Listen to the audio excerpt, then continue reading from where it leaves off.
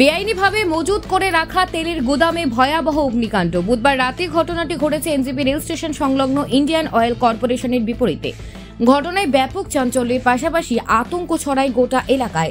আতঙ্কে এলাকা ছেড়ে পালিয়েছে অনেকে। ঘটনার পরে স্থানীয় বাসিন্দারা খবর দেয় দমকল বিভাগে। পরবর্তীতে ঘটনাস্থলে দমকলের 3টি ইঞ্জিন প্রায় 3 ঘন্টার প্রচেষ্টায় আগুন নিয়ন্ত্রণে আনে। তবে ঘটনায় ফের একবার পুলিশ প্রশাসনের ভূমিকা নিয়ে প্রশ্ন উঠতে শুরু করেছে। এমনকি পুলিশের নজরদারির অভাব এবং গাফিলতিরও অভিযোগ তুলেছে স্থানীয় বাসিন্দা থেকে খোদ শাসক দলের নেতারা। তবে আগুন নিয়ন্ত্রণে না আসলে গোটা এলাকায় আগুন ছড়িয়ে পড়লে পরিস্থিতি আরও ভয়াবহ তৈরি হতো।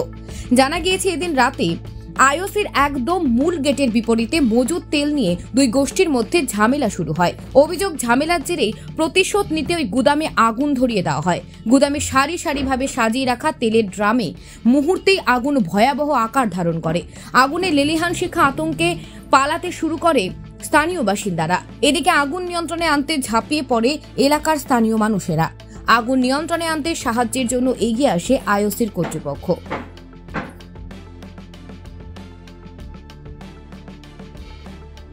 লাগে আমি 11টার দিকে আমার বউ ফোন করছে, আমাকে বললো যে আগুন লাগছে। আমি কোথায় বলে আইসি গেটে। আর তুমি না বউ বাচ্চা নিয়ে এদিকে চলে যাও। আর কি বলবো দাদা, এই আগুনটা পুরো ডেঞ্জার দাদা। এই আগুনটা প্রায় লাগে, আইসিতেও লাগতে পারে। আইসিতে কেন লাগে না? আমাদের এই জায়গাটা গলিতে লাগে কেন? এই মাথা তো ওই মাথা, এই মাথা, এই রোডটা শেষ। মনে হচ্ছে আমি কিছু বলতে পারলাম না দাদা, কিন্তু আগুন প্রায় লাগে। এই নিয়ে না 10 বার পার হয়ে গেছে, তেলে ফেলে আগুন লেগেছে। তেল ছাড়া তো হবে না এরকম। এখনো নিবাচ্ছে মানুষ। হ্যাঁ, অনেক আগুনটা হয়েছে, কিন্তু আমি পরে আসছি 10 মিনিট পর।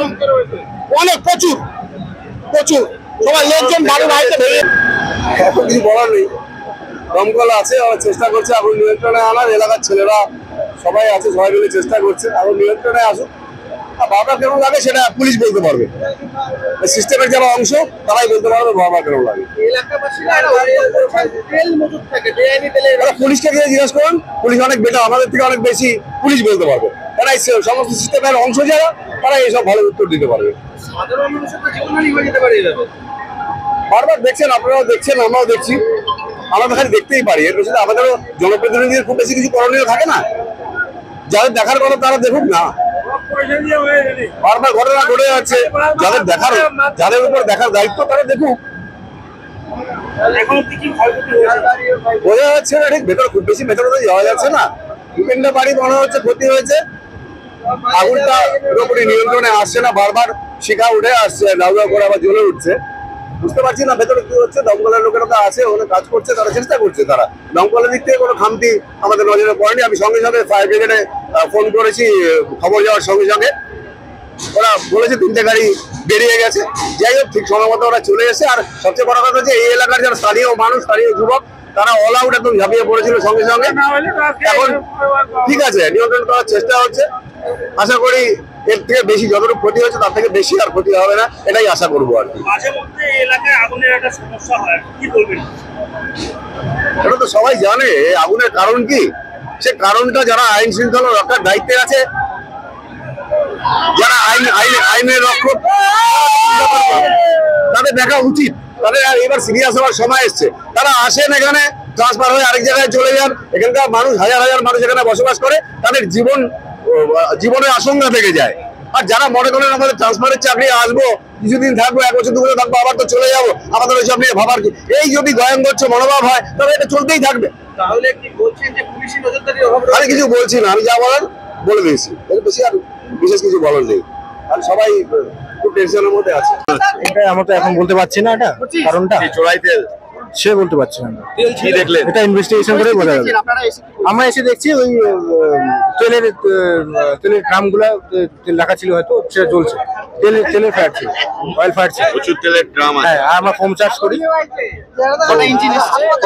তো আমাদের fire brigade Siliguri fire station 2টো আর ফুলবাড়ি ফায়ার স্টেশন 1টো।